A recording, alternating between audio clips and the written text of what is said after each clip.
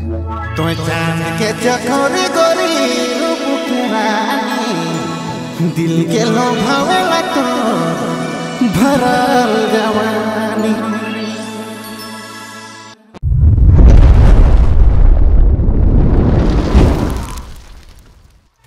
देखे देखे दिल नखे कोई मुश्किल अरनी मोर संगी। तो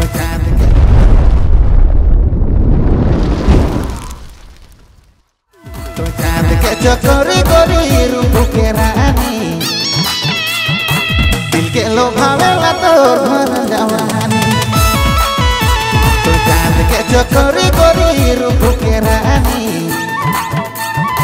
दिल के लोभावेला तो भरल जवानी। तो आज हम आई रही एक सुंदर सा लोकेशन में, एक नया गाना के शूटिंग में है न।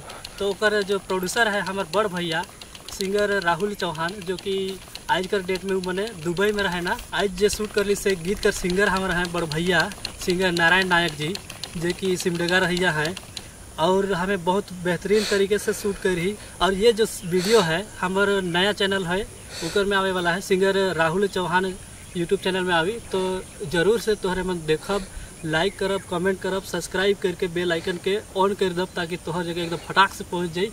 तो बस इतने कह के हमें मन शूटिंग समाप्त करीला। जोहार।